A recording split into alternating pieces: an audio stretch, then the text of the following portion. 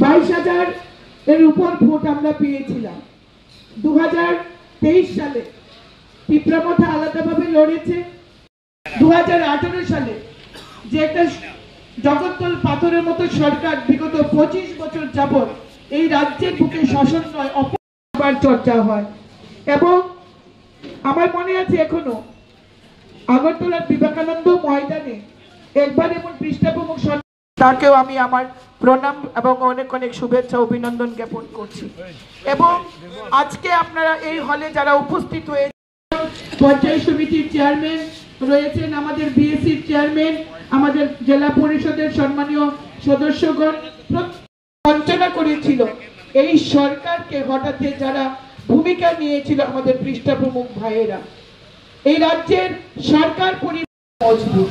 তো আজকে প্রত্যেককে বলবো আপনাদের নিজ নিজ বুথকে আপনারা শক্তিশালী করুন, কারণ বুথ জিতা তো ভোট। বলে ভারত মাতা কি, ভারত মাতা কি, ভারত মাতা কি। সেই লক্ষ্য থেকে আমরা পৌঁছতে পারবো। আপনারা সবাই জানেন যে ফেব্রুয়ারি মাসের 17 এবং 18-তে দিল্লিতে রাষ্ট্রীয় কনভেনশন হয়েছে।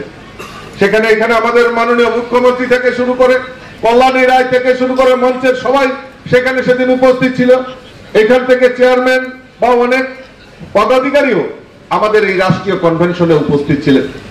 আর মোদীজি সংকল্প নিয়েছে, লক্ষ্যমাত্রা রেখেছে যে 370 ভারতীয় জনতা পার্টির একা 370 আমাদের এই লোকসভা আসনে সিট পাবে ভারতীয় জনতা পার্টি, আর এনডিএ মিলে 400 পার হবে। সেই সংকল্প এই ন্যাশনাল কনভেনশনে রাখা হয়েছে। আমাদের এই রাজ্যকেও বলা হয়েছে, বিভিন্ন প্রদেশকেও বলা হয়েছে 10% ভোট বৃদ্ধি করতে হবে। গতবার যা পেয়েছেন তার 10% ভোট বৃদ্ধি করার লক্ষ্যমাত্রা রাখা হয়েছে। আমি দিল্লির নেতৃত্বকে, কেন্দ্রীয় নেতৃত্বকে আমি আশ্বস্ত করেছি যে আমি 10% বুঝি না, 12% বুঝি না, 20% বুঝি না।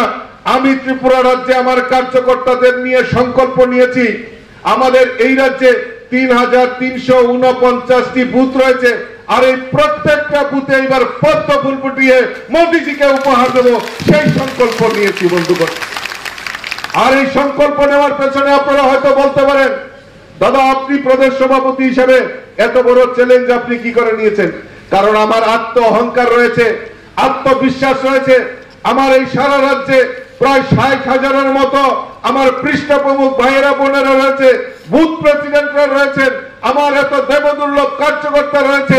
তো কাজেই প্রদেশ সভাপতি হিসাবে আমি সংকল্প নিতে পারি, আমার এই দেবদুর্লভ কার্যকর্তারা ভারতীয় জনতা পার্টির এই রাজ্যের মুখ্যমন্ত্রী এবং প্রদেশ সভাপতির যে সংকল্প প্রত্যেকটা বুথে পদ্ম ফুল ফুটানো, সেই সংকল্প আমার এই দেবদুর্লভ কার্যকর্তারা তার সার্থক রূপ নেবে। আলোচনা করেছেন, আপনারা সবাই জানেন যে আমাদের এখানে দুটো আসন সংখ্যা আছে লোকসভার। তো তার জন্য যে দিনক্ষণ স্থির হয়েছে, একটা হচ্ছে 19শে এপ্রিল পশ্চিম আসনের, আর আপনাদের যে পূর্ব আসনের দিনক্ষণ ঠিক হয়েছে 26শে এপ্রিল। এটাকে সামনে রেখে আমরা এর অনেক আগের থেকে আমরা কাজকর্ম শুরু করেছি। ইলেকশন কমিশন অফ ইন্ডিয়ার ঘোষণার আগে আমরা কাজকর্ম শুরু করেছি। ভারতীয় জনতা পার্টির সমস্ত সৈনিক যারা আছেন তারা কিন্তু 365 দিনই কাজ করেন। আমরা সবাই কিন্তু সবসময় কাজ করি। এবং মাননীয় প্রধানমন্ত্রীজি এবার কার্যকারিণীর বৈঠকে যেটা আমাদের মাননীয় সভাপতিজি বলেছেন, এখানে উনি বলেছেন যে 370 আমাদের ভারতীয় জনতা পার্টির, এবার সারা ভারতবর্ষে আমাদের 303 আসন সংখ্যা ছিল, এবার আমাদের টার্গেট হচ্ছে 370। এটা কেন রাখলেন? উনি খোলসা করে সেখানে বলেছেন যে 370 ধারা জম্মু এন্ড কাশ্মীরের আবার তাদের স্বাধীনতা ফেরত দেওয়ার জন্য উনার এই যে 370 ধারা অ্যাবলিশ করেছেন তাকে সম্মান জানানোর জন্য ওই 370 যে টার্গেট রেখেছেন। শুধু তাই নয়, উনি বললেন যে আমাদের যারা অ্যালাইড, যারা আমাদের সাথে যুক্ত আছে ইন্ডিয়াতে, তাদেরকে নিয়ে আমাদের 400 পার হতে হবে। আমি এখানে খালি বলতে থাকবো, আপনারা খালি বলবেন 400 পার। কতগুলো স্লোগান, 75 সীমান্ত গ্রাম, বীরকানা, কোনোদিন আমরা এই ধরনের স্লোগান কখনো শুনেছি? উনি সম্মান দিয়েছেন। এর মধ্যে আমাদের এই যে দেশাত্মবোধের ভাবনা, সেখানে কি প্রতিটি সীমান্ত গ্রামে আমরা নিজেরাও গেছি, আপনারাও গেছেন, সেখানে গিয়ে দেশের জন্য যারা বলিদান হয়েছেন, সেই স্বাধীনতা সংগ্রাম থেকে আরম্ভ করে এখন পর্যন্ত তাদের নাম খোদাই করে সেখানে রাখা হয়েছে। এই যে বিষয়, আমরা তো কোনোদিন এইভাবে আমরা চিন্তা করিনি। উনি বলছেন হর ঘর তিরঙ্গা।